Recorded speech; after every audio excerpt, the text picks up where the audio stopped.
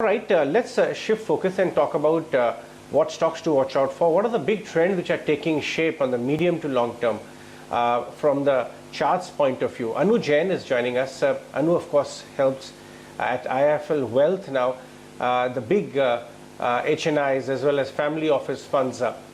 Anu, before we can talk about markets and specific stocks and indices, just wanted to ask you, what kind of conversations are you having with your big clients? Have they participated well in the broader market rally and some of the area which have done well, metals, etc.? Is there willingness to buy the dip or the consolidation which the market is offering now for various reasons? What are the kind of chats you're having with some of your key clients? If you could give us some flavor. Hi, good afternoon. Well, yes, we've turned total the construct of our portfolio in the last 6 months.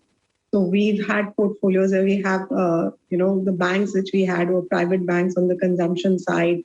We had FMCG, we had a lot of, stocks which were not so aggressive. Now, given the fact that we are into an inflationary trend, our conversations with our client are to explain to them what the market was in, say, 2004 to 2007, and the kind of sectors that we've kind of held on at that time. So if you look at the last 10, 12 years, we've not in our portfolios, really recommended commodity buys or soft commodity buys. Whenever there has been a rally and some of the clients have come to us, we've said it's short-lived. This is the first time we've actually gone back to them and said that, though we didn't catch it as early as last May, June, when the rally actually began, but come November, December, we've started picking up those stocks. And not just, the Hindalcos and the Tata Steels of the world, but even plays which will be on so while we do not have coverage on sugar or soybean or any of these plays, but we do have proxies on them in terms of seed companies, in terms of fertilizers. So we've been playing it through that cycle.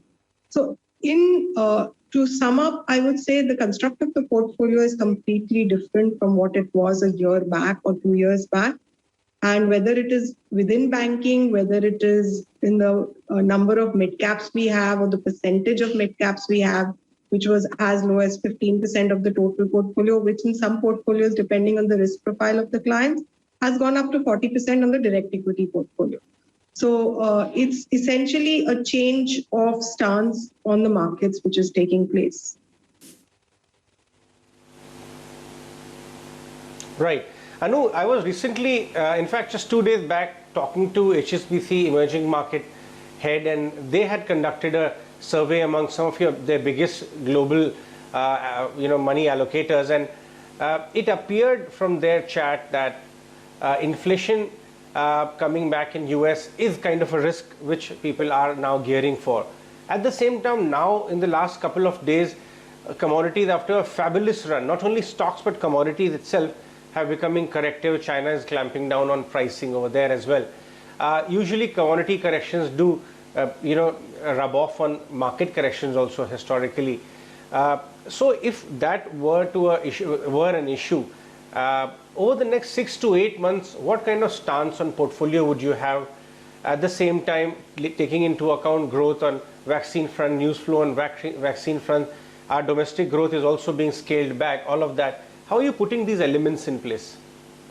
There are a couple of ways these can be looked at. So most of the play on the commodity side is a trading play. We are not here talking about a trading play. We are talking about a construct of a portfolio. And if we've gotten about 4 months back, we've ridden a fair amount of returns. We feel this rally will be a minimum 2-year rally, could be 3-year rally. Because if you look at globally what's happening, there are various QEs which have happened. There are various infrastructure support programs, which the biggest one, US, is starting. So the overall trend for the next 2 to 3 years on the metal front and on the commodity front is definitely going to be positive. Commodity cycles are such that they move up very steeply. We've seen about most of the stocks give you at least 20 to 30% in the last 1.5 months. After that, if they correct half of that or 60% of that, that's a retracement. So for traders, that's an opportunity to get out and get in. For people who've gotten in as a investment cycle, we are saying that that's fine. If you want to add in the dips, that's a point to add. So whether it's a Hindalco, which is dipping 5% today, or if Tata Steel were to, for people who've not gotten, I think we would be looking at these dips as an opportunity to kind of add allocation. A lot of clients who didn't buy into it at the first time, it's an opportunity for them to go in.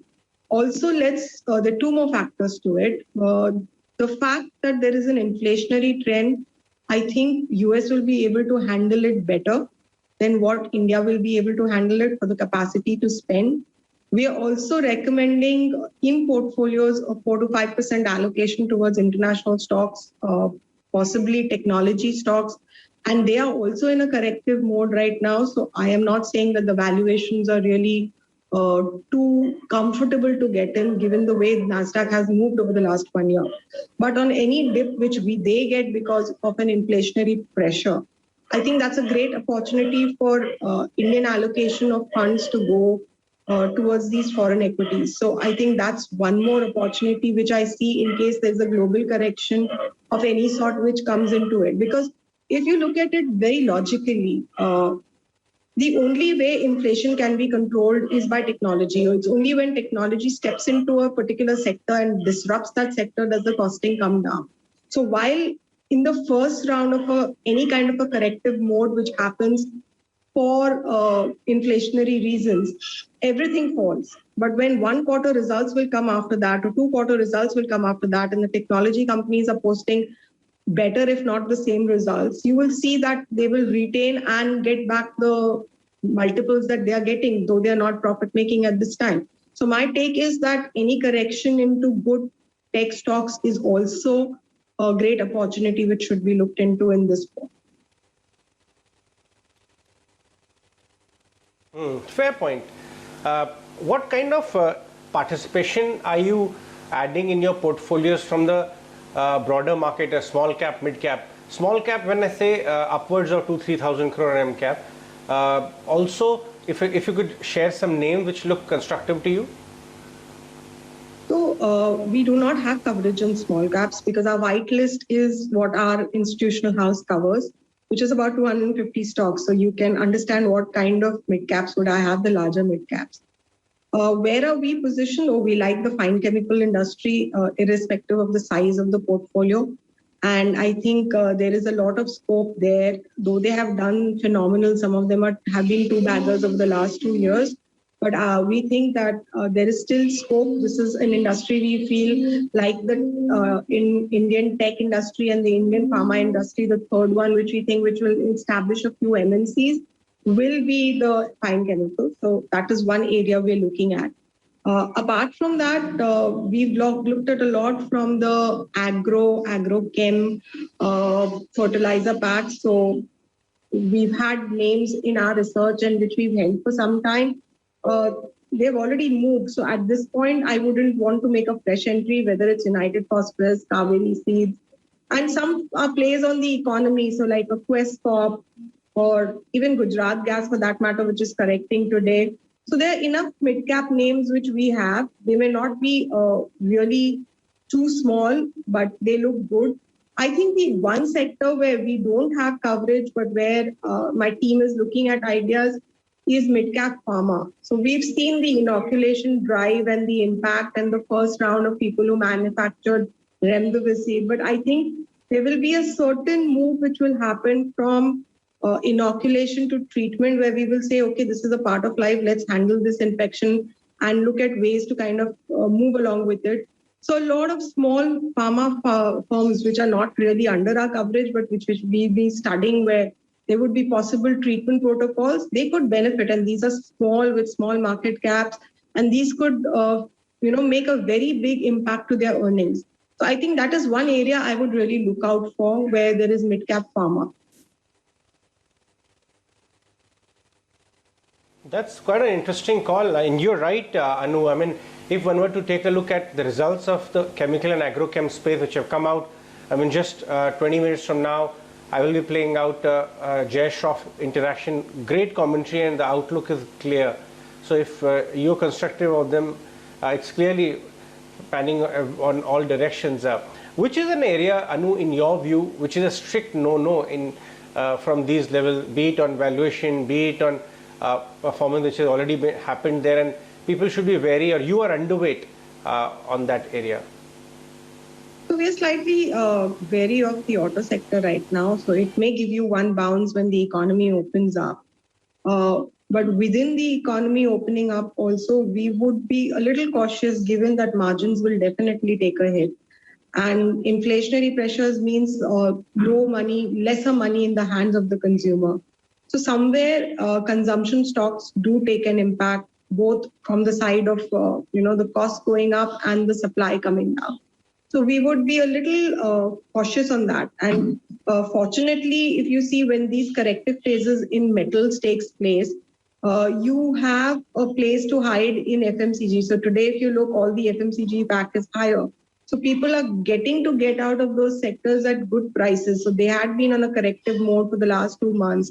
But if you look at the way some of them have moved up today, and since the market started getting a little dicey, you're getting exits which are very good. So I think somewhere it is going to be a move out from those sectors.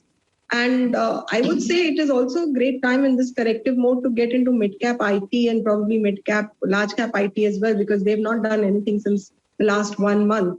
And if inflationary pressures do come in, that would be another sector along with pharma which could be looked at. Mm-hmm. Right. I know, if you could just tell us, this time round there's a narrative in the market that on ground things are weak, and a lot of large and mid-sized companies are guided lower, or in a way prepared the market that the first quarter and the second quarter could be impacted due to stricter norms and extended lockdowns across the country, in a way telling the market or prepping them that things could get challenging. Last year, despite of a much stricter nationwide lockdown, the market rebound. This time the market is resilient and the dips are being bought. Does the big clients you interact with, are they very comfortable buying the dip now? They've gotten used to buying the dip, what's the kind of sense they are looking at these negative indicators, be it domestic or even global? So the view of most of the large family offices and of larger clients is that they're extremely cautious about what they're picking up from now. For the simple reason that we've seen international reports bring down our growth numbers to 9.5%, which were earlier upwards of 11, some of them even up to 13%. So given that, they all feel that we are not only just fairly valued, we are more than fairly valued at this time. And there has been a fair amount of FII selling.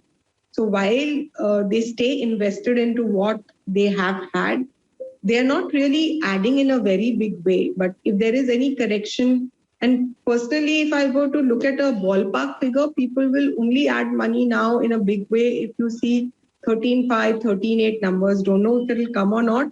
But when I speak to clients, those are the levels clients are waiting for to kind of make more additions.